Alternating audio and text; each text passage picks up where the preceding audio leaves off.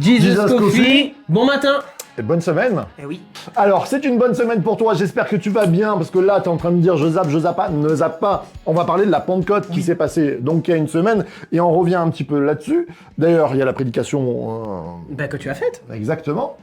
Et Tu n'as pas oublié. Non, du tout. Parce que moi, si. Mais bon, c'est autre. Alors, la Pentecôte, comme on le dit souvent, c'est dans le Nouveau Testament, mais c'est aussi dans l'Ancien. C'est surtout dans l'Ancien, Ça vient en de fait. l'Ancien. Exactement. Mais Jésus le concrétise de façon assez folle. Alors, c'est même pas Jésus qui le concrétise du tout. Oui, alors, c'est Jésus, pardon. Mais parce que Jésus est parti. Eh oui. Jésus et Saint-Esprit. C'est Dieu. Alors, on pourrait dire Dieu, mais là, Jésus, en tant que personne humaine incarnée, il y est plus. Et il part en disant, il vaut mieux que je parte, car vous allez recevoir une... Puissance. Et ils l'ont reçu lors de la Pentecôte. Exactement. Et ça a divisé, ça. Ça divise Et encore. ça divise encore aujourd'hui. Ah, ça divise encore aujourd'hui. Alors, enfin, je sais pas si on peut dire ça divise. On va parler sur le baptême du Saint-Esprit et on va parler peut-être aussi des gens, des chrétiens qu'on appelle cessationnistes ou pas. Nous, par exemple, à l'Église Source de Vie, on n'est pas cessationnistes. Qu'est-ce que ça veut dire, cessationniste? Qu'on cesse. Et voilà. Et donc, certains pensent que Pentecôte, ça a été donné une fois. C'est peut-être pas faux. Et que tout ce qui va avec les arts de l'esprit, c'est-à-dire la guérison, ou le parler en langue, les prophéties, tout ça, ça s'est arrêté. Pour ceux qui pensent que ça s'est arrêté, c'est peut-être parce qu'ils en ont jamais vu aussi, et qu'ils n'ont jamais vécu. Non, ou alors certains ont abusé aussi. Tu parles des États-Unis, ça fait de ça 20 ans? Non, mais oui, pas que. Non, mais parce qu'il y a les gens, ça revient encore sur les réseaux. Mais tout à fait. Sur Instagram ou sur TikTok, on voit encore des vidéos qui tournent humoristiques, où on voit des choses. Où ils ont fait des musiques et tout. Moi, j'aime pas trop critiquer. En fait, dans le sens où il y a des personnes, quelquefois, qui vont un peu loin. Je l'ai connu, ça m'a choqué. Maintenant, j'ai pris de la maturité. Je pense.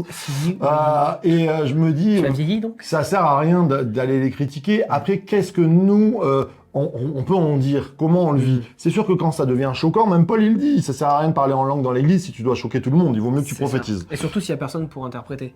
Exactement. Mais en même temps, il dit, il vaut mieux que tu prophétises. Il n'a pas cessé le côté miraculeux. Ça veut dire qu'on revient encore et toujours sur cette question d'équilibre? À 100%. Moi, je pense qu'une église se doit, je dis pas la foi d'un chrétien, quelquefois, elle peut être déséquilibrée un petit peu pour soi. Je sais pas, tu viens à un moment particulier dans ta chambre, tu peux crier si tu veux. C'est pas la même chose quand tu es à l'église. Tu peux pas te permettre de crier à casser les oreilles à tout le monde. On est en groupe. Paul va dire que tout se fasse dans l'ordre. Et je crois que c'est important de respecter ses frères et sœurs. Et qu'est-ce que tu pourrais dire des personnes qui aujourd'hui croient au Saint-Esprit, ils croient en sa manifestation, mais ils ont peur de se lâcher prise? Et il y en a qui me disent, j'ai peur d'avoir le parler en langue, j'ai peur de ces choses-là. Qu'est-ce que tu dis à ces personnes qui se bloquent justement à cause de ces peurs? Alors, je pense que à chacun son chemin.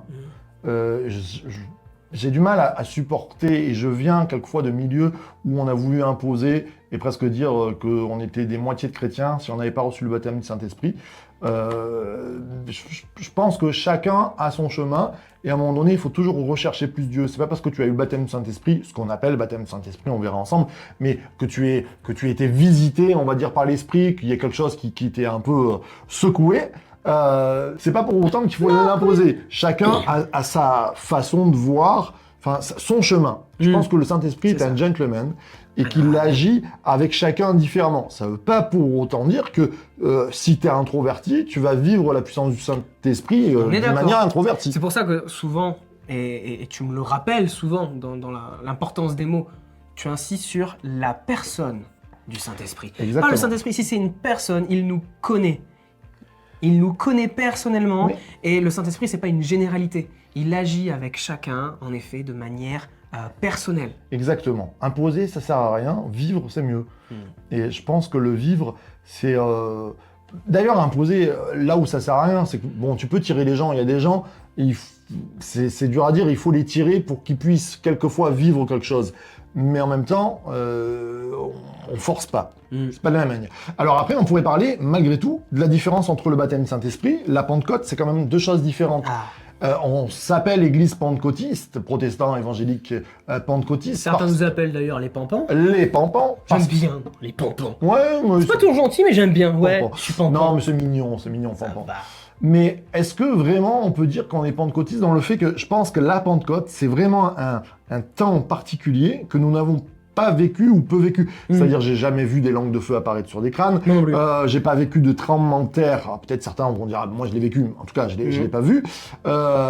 J'ai très peu entendu parler dans des langues étrangères. Je parle pas du parler en langue. La langue des anges, comme disent les anciens. Oui, ou la langue du ciel, quoi. Voilà, c'est ça. Voilà. Donc, il y a quelque chose de particulier quand même à la Pentecôte qui n'a pas été semblé. Ça a été un temps donné.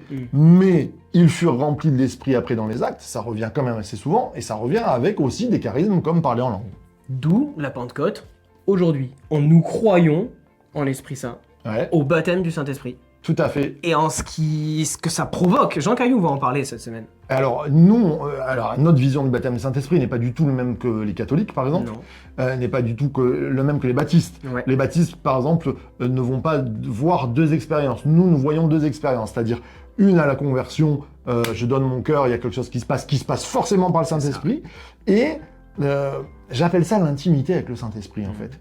C'est-à-dire que quand on se convertit, c'est un petit peu comme quand on donne son cœur à un amoureux ou une amoureuse et qu'on dit « je te donne mon cœur ».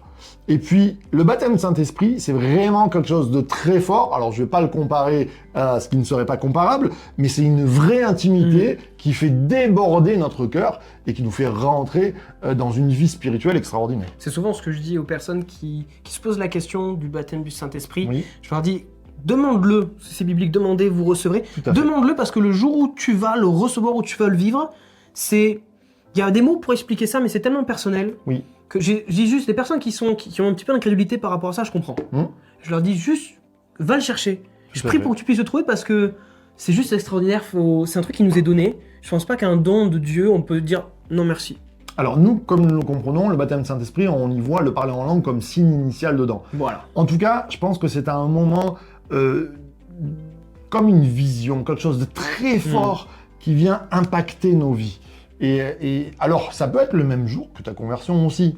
Les histoires les anciens comme ça. Le timing de Dieu, dans les actes aussi. Le timing de Dieu, il n'est pas forcément, mais c'est ce que je dis, des fois il peut arriver 3 ans après, parce qu'on a besoin de consolation, on a besoin de guérison, on a besoin d'équilibre, on a besoin de beaucoup de choses dans nos vies, et ça peut venir comme ça. En tout cas, je vous le souhaite, allez chercher ça, allez chercher cette intimité, parce que c'est extraordinaire, et c'est... Tu sais, quand on dit, il n'y a pas besoin de preuves. Si, il y a besoin de preuves. Un minimum. Alors, je pense que sans preuve, c'est compliqué. Heureux ceux qui croiront sans voir. Malgré tout, l'expérientiel vient nous toucher. Alors, certains diront, vous êtes moins peut-être spirituel que les autres. J'assume. Tant pis. J'assume. Exactement. Moi, je veux du Saint-Esprit, j'en veux plus. Mais je ne sais plus si c'est pas Boris Vian qui disait « Il n'y a pas d'amour sans acte d'amour ». Et à un moment donné, je pense que Dieu nous aime et il nous le fait ressentir. Certains vont dire « Oui, mais il l'a déjà fait ressentir au travers du Christ ». C'est vrai, mais il nous le fait ressentir au quotidien. Sinon, pourquoi l'avoir envoyé ? Exactement. Je terminerai par ce verset qui dit « Soyez réconciliés avec Dieu ». Je pense, ça c'est très important. Quelquefois, on met Dieu en boîte en disant « Mais non, Dieu, c'est comme ça ». Moi, je dis « Dieu, c'est comme la parole de Dieu nous le dit ». C'est-à-dire que dans la Bible, s'il y a des choses, on peut au moins les vivre. Rajouter des expériences à ce qui s'est passé dans la Bible, ça peut être dangereux, ça oui. Mais en tout cas, ce qui a été fait et vécu au travers des croyants qui sont dans la Bible, c'est juste être aussi réconcilié avec cette façon que Dieu, des fois, a de nous surprendre et à nous aussi de le vivre. Amen. Après cette semaine de Pentecôte, j'espère que ça vous a aidé, que ça vous a éclairé, que vous soyez d'accord ou non. Restons dans l'unité. Ne faisons pas comme tous nos anciens à s'embêter par rapport à ces différences pentecôtistes. Ou nos présents contemporains. Oh non, ça s'est arrêté, on n'est plus comme ça, Soyons unis. Ouais. Ça c'est vrai. Amen. Soyons unis, soyez bénis. Bonne semaine et bon matin. De vie. De Church to be.